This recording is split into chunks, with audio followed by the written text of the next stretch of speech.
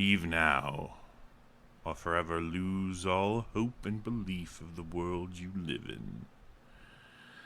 It is not as it is in your eyes. It is empty of the love you seek in it. It is only a vortex, a black hole sucking all the light from it. But as you pass through the light, it disguises the void. I live in the parallel world, the dark. I live in the vortex.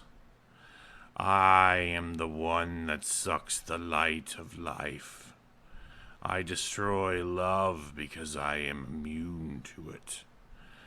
I cannot love because love, like most mortal emotions, cannot last for all time. But I do. I last for all time. You see, my veins do not pump blood unless I fury. My heart does not beat unless I feel rage. My lungs do not function. My stomach has no acid. My colon has shriveled like a dried out snake. So before my tale is told, before you read my screams of pain that still echo in my dead ears, you must understand what I am telling you. A dead man visits you. Dead men can tell tales. And this is my tale. Take what you do from it. Learn what you can. But always remember, this is not what you want. This story has been set to dissuade you from a course that would be similar to mine. You do not want to be kindred. As you would say, vampire. Live. Be mortal. Stay human.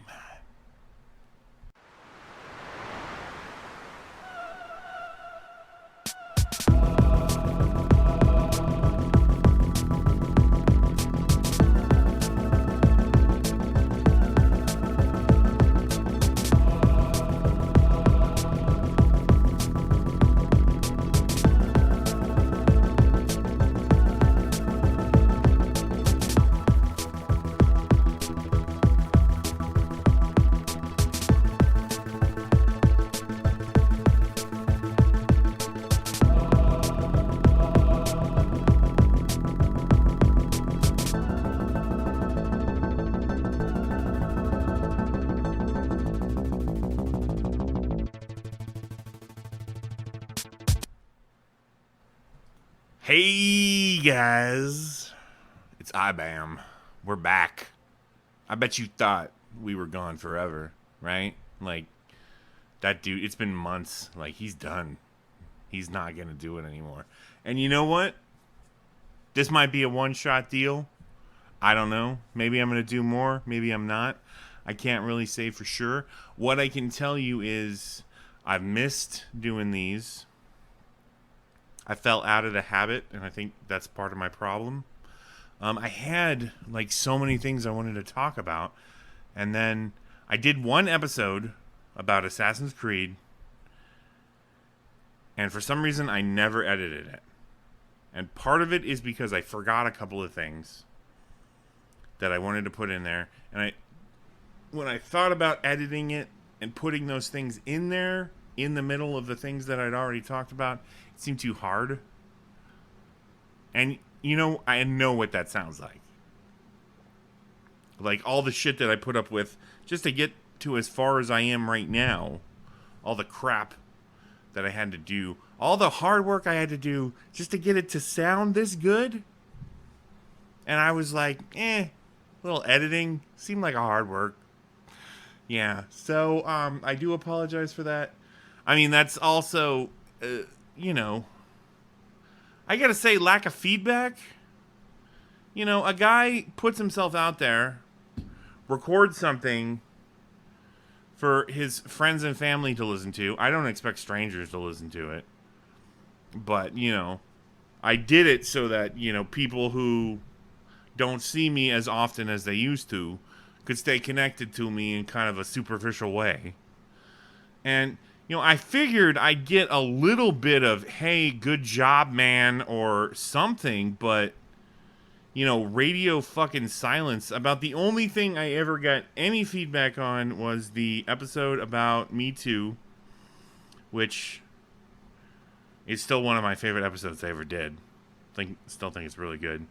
And the fucking one where I declared myself an atheist. Like, everything else, like, you can't just, like, all you gotta do is, like, throw me a comment that says, like, you know how I feel about this, or what.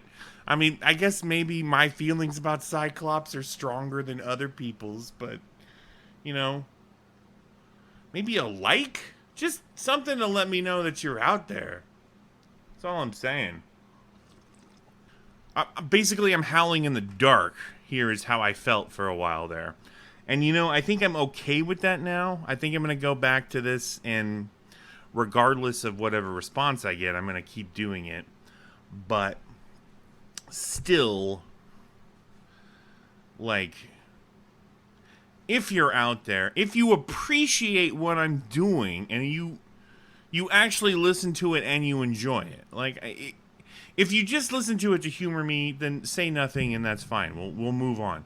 But if you actually enjoy what I'm doing, tell me that you enjoy it. I, would like a little positive reinforcement. That's all I'm asking for.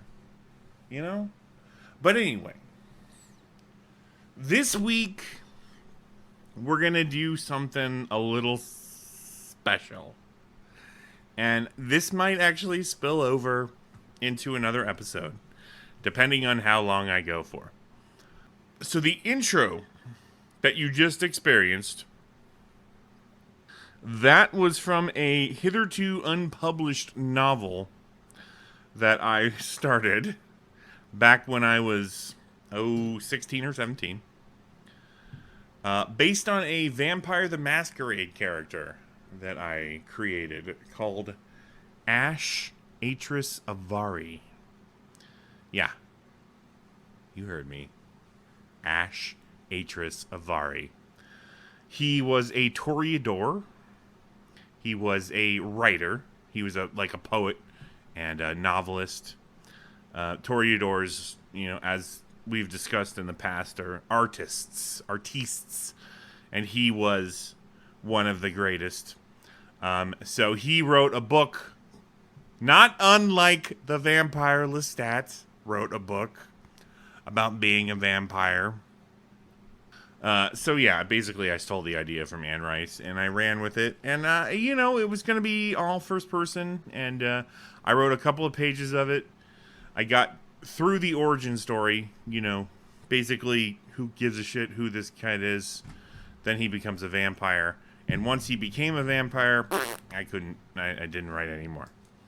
So this episode is going to be me revisiting a bunch of the shit that I wrote when I was a teenager. I fancied myself a writer at one point in my life. I never really stuck with it. I started 3 novels, one of which was the subject of one of my IBAM episodes, and that was The Mirror and the Madness. I talked about that and how it was a pretty cool idea, but I never really was able to flesh it out properly. The second was a book that I already had a title for called The Forest for the Trees, and basically what it was about was a young man who moved to Hollywood after a series of tragic events and became a filmmaker, and ended up getting entangled with a bunch of weird shit One of which was a demon or a vampire, never entirely sure which. And the other thing was a young man who murdered a woman and was trying to pin the murder on our, protagonist. And had a lot of flashbacks and a lot of non-linear storytelling. And so basically it started in the present, and then it went into the past, and then it would go back to the present, and then it would go even further into the past, and it got all ugh. I could never finish it. Yeah.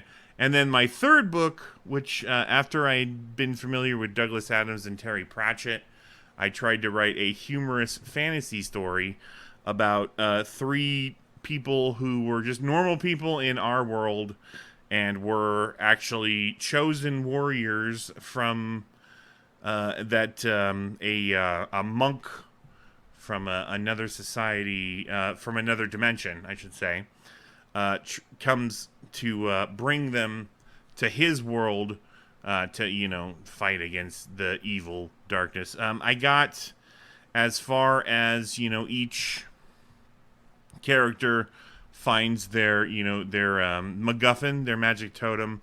The sassy girl finds a bow. The tough jockey guy finds a sword, and the fat nerd finds a wand. And so wizard, rogue, and warrior, and so on and so forth. That's kind of where it started. It was actually pretty amusing. I had a good comedic tone for it, but was never able to actually, again, you start, if you're not a outliner, some people, like, I guess Stephen King can just start writing and just keep writing, and then eventually he's done writing, and then he starts another story. Some people, outline, and they, put, this is the plot point here, this is the plot point here, this is the plot point here, these are the things that need to happen, and then they write the story based on those plot points. I am neither one of those people. I'm not an outliner or a person that can just start writing and keep writing. So maybe I should try one or the other. I don't know. So what we're going to do today, like I said, is just revisit some of the... I wasn't much of a... Like I said, I wrote a couple of short stories. I don't really have any of those anymore. But I was quite a bit of a poet. So I'm going to read some of my high school poetry. And I think we'll all enjoy it. So we're going to start with one of those ideas I thought were so brilliant, which is, it's called Ode to Songs I've Heard. And it's a poem made up of lines from songs that I've heard. 6 o'clock in the morning, my lies have torn this world apart. God is dead and I'm so strung out. I went to a shrink to analyze my dreams. He says manic depression is crushing my soul. My name is Antichrist of Orientar, a tout le monde in my head, the body of Christ in a Barbie world. I love the amazing grace. One day, sick man's losing my religion. Please, Grandma, take me home. I need this thing called love, so different and so new. The master of puppets' temple in the desert flares. Standing on a corner, and I learned what black magic can do. Only you learned your lesson. Now, everywhere I go, I see your face. Tell me, what do I have to do? Did that say anything? Did it mean anything? Was there a theme there? I don't know exactly. I do know that it flowed. And there was definitely some clever combinations of different lyrics, but For the most part, it didn't really say anything. So I I had a couple of different, styles for a while there, but I tried, a couple of different things. This is an interesting little experiment of mine called, it's kind of a free flowing thought poem called Mumble Mind. Look, I love, see, I feel, love, I seek, bleed, no mine, sorry, little fish, never lost house, nothing ever sacred, nothing not done. Insanity scribbles, blood of dreams, conclave cots, and empty screams. How big, dove, soar through flesh, empty full world of fish's bones, babble, blubble, bubble, none for none, for none for lots. So, I don't, obviously not the most, ingenious of persons, but at least I tried things. This is, I had some pretty strong emotions for these two girls in high school, and this is a poem called "No More" that I wrote about both of them. So yeah, let's all dive in and enjoy this one.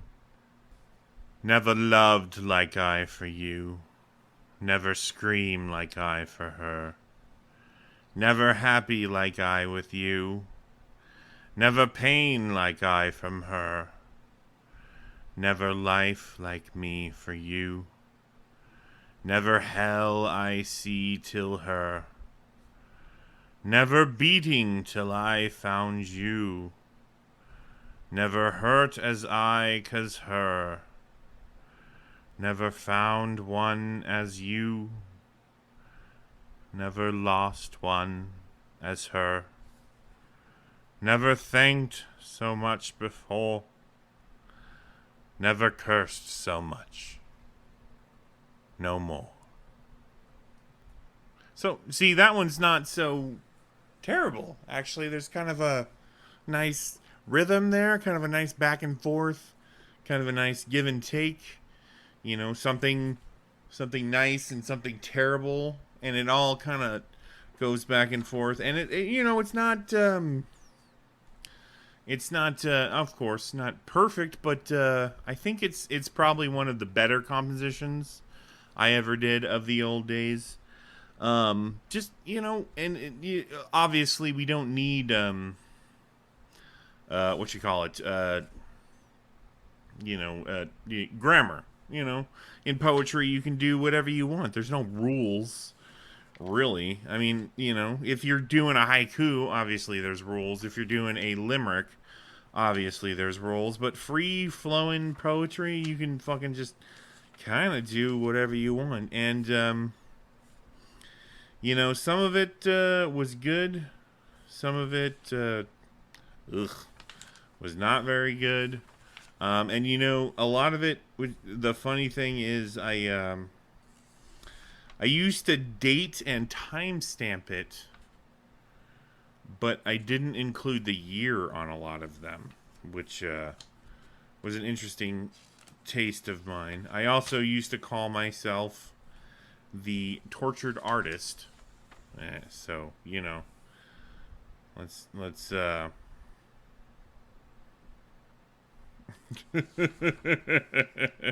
let's just examine that for a moment. Okay, so this is a different version of that intro that I did before. I just discovered in this book. So this was to be the introduction to the life story of my vampire, Ash Savari, who I was, mildly obsessed with, because obviously he was way hotter than I would ever be. This vampire that I'm envisioning was, much thinner than I was. So, no more life pumps through these veins. Hell is just a memory, heaven an untangible dream. I have smelt the rot of death. I have bled all men, all classes of men, emperor and pauper, knight and farmer, valiant and coward. No man is safe from my teeth. No blood is too sour. All have separate and equal tastes, each vintage distinct. My fists are those of an Assamite. My heart, my oh so cold heart, is that of a toreador. No one can hold my gangrel spirits. I have a Nosferatu's knowledge of the souls of dark places. The Venture's class is mine to hold. The Bruja fury spurs me on. My love of blood, in both the need and artistic sense, links me to the Tremere. I feel akin to all the clans of the kindred. The blood of Cain pumps in all our veins, and thus we are all linked by the same chain. My heart is an empty hole from which there is no escape. My sins have burned my dead organs, melted my brain, and left only my motor skills. I am a ghost of repetition, writing my poetry, feeling alive only when I feed. I was born into a life of pain. I had hoped to escape my curse by taking on another curse. It did not work. I only gained a different sorrow. The sun calls to me, but I will not follow. I will not surrender and die in ashes. I was born a man. I will die a monster. A monster of the night. So, yeah, like, I'm not a terrible writer. I wasn't a terrible writer then. There's obviously some ideas there. I was a little too tied into the Vampire the Masquerade mythology. Like, I had to list Assamites and Gangrels and Ventrus, like, all in there, which was completely unnecessary, which is why I went back and rewrote the entry to the fake book that I never actually intended on writing, but maybe was going to write at some point. You never know. But I always loved that line. Like, I was born a man, I will die a monster. Like, I don't know what about that. Like, that, to me, was just, like, the deepest shit ever. Like, and not like I was a terrible person. I mean, I never...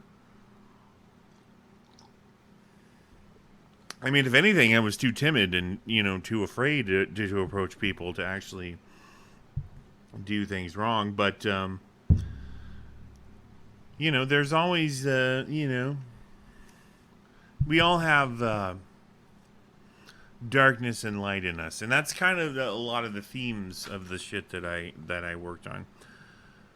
Okay, so this is one of the ones I actually think is actually kind of approaching what art could actually be.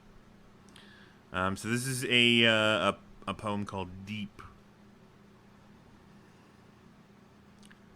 Down under the silvery moon, in whisper quiet skies and ancient trees, I walk the path of dreams to seek an axiom of love unhindered,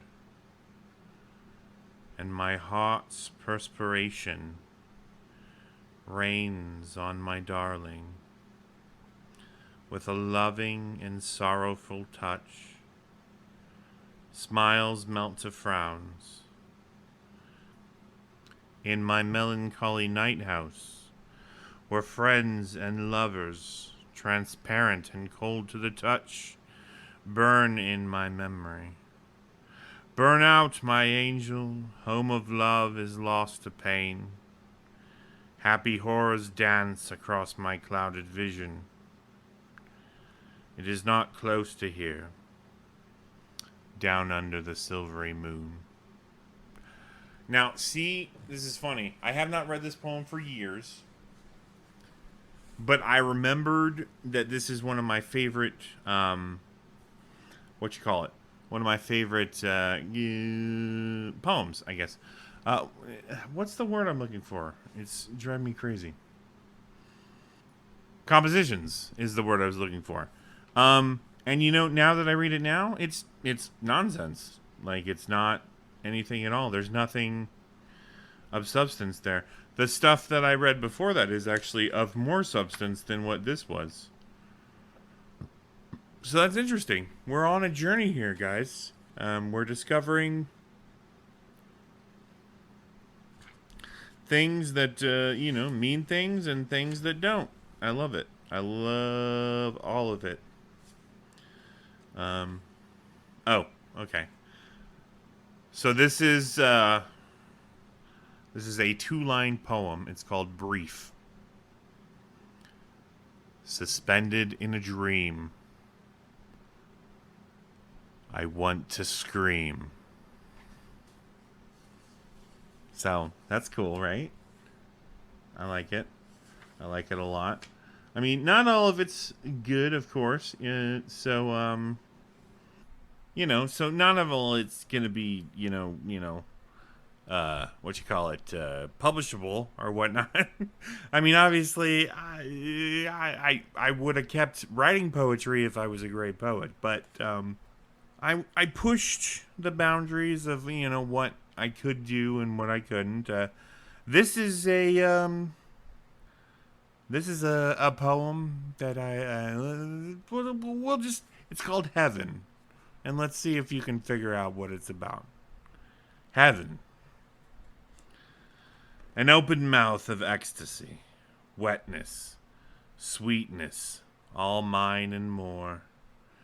Between two clouds, pink sex enveloping, all and more of me and mine. Closeness I feel to my angel in heaven. Nothing, all things, empty, glowing love.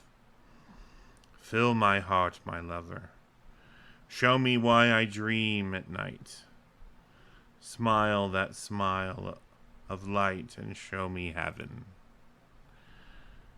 Yeah. So the clouds, I don't know if you got that. Those are milky white thighs. That's what those are. So I think you can figure out the rest of it. Hey. Again, they're not all good. And they're not, all fucking... I definitely got better over the years, but never got great. This is a poem called I Hate Being a Poet. Why? Well, it's because of the suffering. Because the only time I can create a likable thought is when I feel my soul leaving me. Because I long so much and feel so deeply as many artists do, and it sucks. Because every time I write, my thoughts turn to her. All the men poets know who I speak of. That her whose face always haunts you, whose touch lingers on your skin and burns. I hate poetry because it takes away my ability to outwardly express grief. I hate it because it makes my heart feel empty. The page sucks out my emotions and makes me blank. That's why I hate poetry. But still I write, Scribble crap that sounds good. Always looking for a better way. I'm still searching. Always searching. Always. You know, I love this sad little bastard right here. Well, I mean, of course, you would expect me to love him because he's me. Well, I love that he's like upset because he can only express himself through writing, and he can't outwardly express himself, and he blames the writing, right? Like I can't. It's a struggle for me to this day to outwardly express how much I love the people in my life that I actually love. Like it causes me physical discomfort to say them that I love them. But no, it's the poetry that's to blame. No, you're just bad at expressing yourself. And the poetry is the easiest way to get it out. Why didn't I just keep doing that? At least then, yeah, I wouldn't. So this is, I'm sorry. It's not, this wasn't intended to be a therapy session, but, you know, every once in a while we all have breakthroughs. And that was one of mine. It's kind of funny. All right, so here we are later in my life. I'm actually graduated from high school. I've broken up with my girlfriend at this point, and my poetry is less about love and sex and more about the bleakness of society. And this was, again, I'm going to read it now and see if it's any good. Let's not say again. So I'm going to read it now. I remember this being one of my favorite compositions that I ever wrote. Let's see if it holds up to the test of time. It's called Black Swan Theater. Don't go out tonight. Better do what you're told, for the shadow walkers are waiting. 'Cause man has melted sin with him, no need for trap baiting. There is a fear crawling the streets, a megabyte silent blurb exclamation.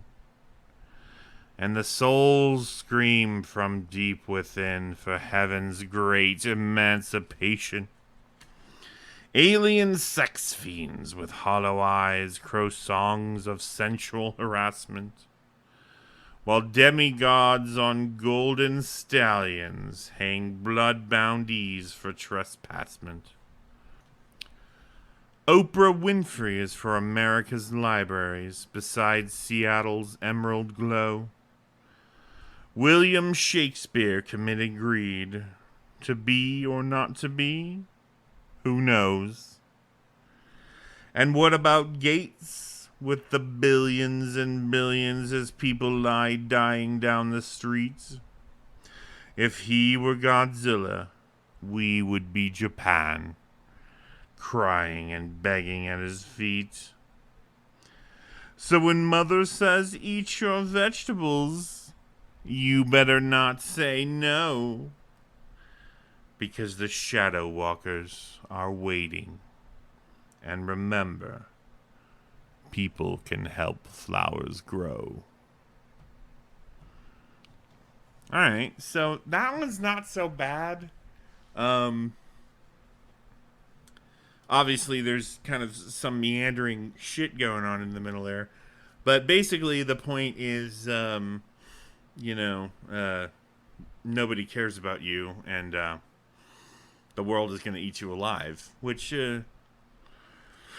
hasn't really changed in the last couple of years. So we got that to look forward to. Yeah.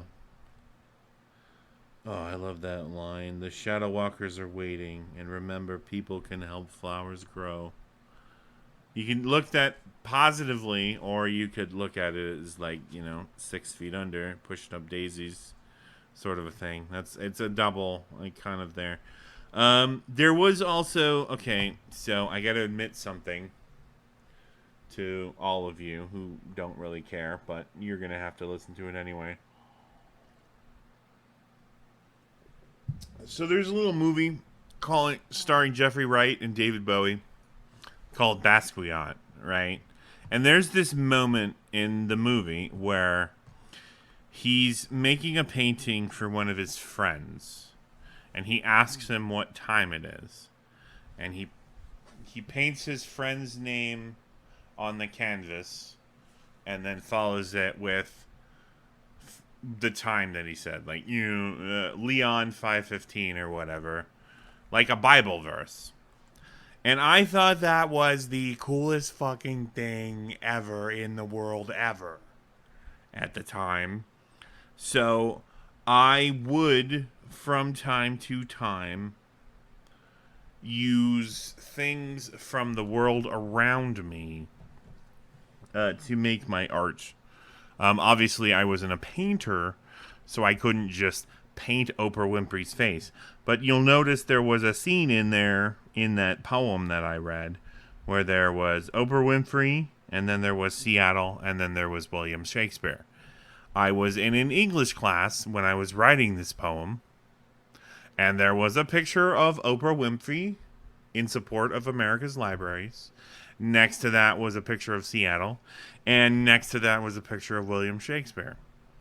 And thus was a stanza of that poem written. So, yeah, we're all just hacks, all of us. I also liked, for some reason, to copy the lyrics of my favorite songs into books. I don't know why I did that. But, you do what makes you happy at the time, I guess. Okay, so this is an interesting. All right, let's. Obviously, I've started to lose the thread of things right now. This is a poem called "I Don't Fucking Know." Let's see where this goes. We pray, and we pray. There is a mirror in your eyes. It reflects my pain. It reflects my soul. Jade crystals in a golden mane, ever in a scent of rosebuds and twilight. Gotta feel the insides of sanity. Cigar smoke and caffeine drips from the open wound. Chilled hands crack these bones and shatter a once beating heart. Yeah, so I know what that's all about. I liked it. The title was I Don't Fucking Know because I can see that I started out writing.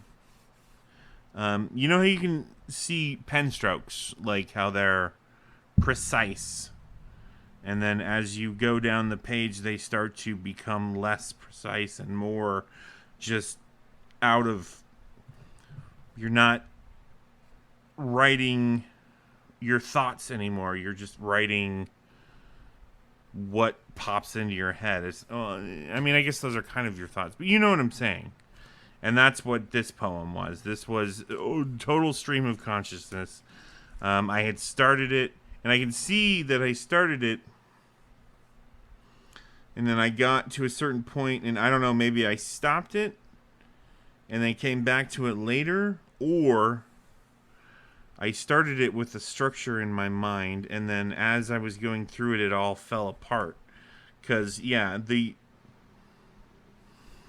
pen strokes are completely, like, they start to degrade as you go down. And, like, a man who's carefully constructing his thoughts is at the top of the page, and a man who is spilling out vitriol is at the bottom of the page.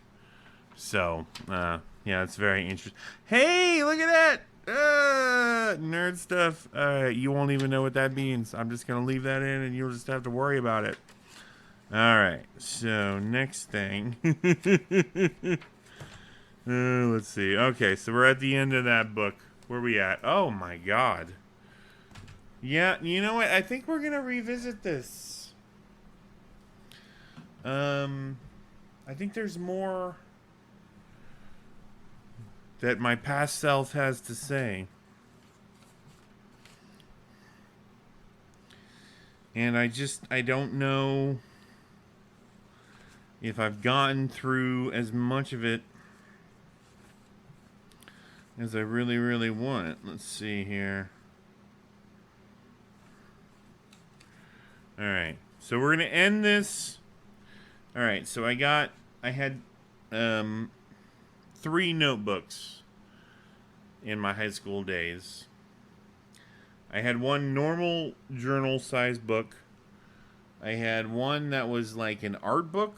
Like it was actually like designed for drawing stuff. It was about like 30 pages. And then I had one was a very teeny tiny book made from a Ren fair. And then the other one, which was the last one I ever wrote in, was another Ren fair book that was actually normal sized. So we won't go through all of these. I don't think so anyway, unless you're all really, really interested in it. But I think we're gonna do one more dive into this. But we're gonna end this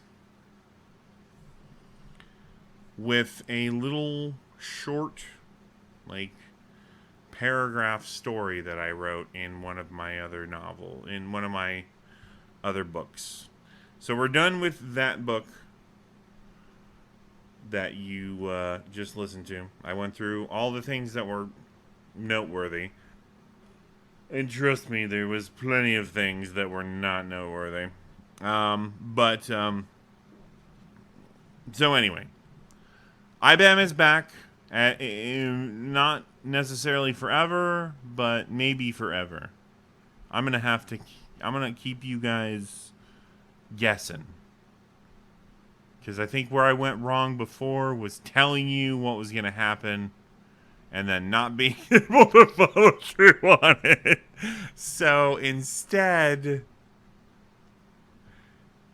IBAM may or may not be back. But one thing is definitely sure. I love you guys. And I hold no ill will to you. But give a brother some feedback. Give a brother a like or a subscribe or some shit. Come on, bro. Ain't asking for a lot here. Anyway.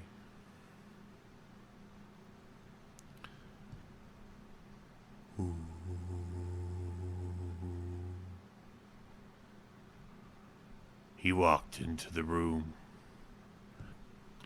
Everyone stopped and turned. His stare was as cold as the frosty mug of beer he ordered. The music started up again. He sat down and began to laugh hysterically. People tried to restrain him, but he started to convulse. He knocked over people and tables as he tore out his eyes. And then he just stopped. We all stared. And then we began to laugh. And then we began to convulse. Laughter filled the city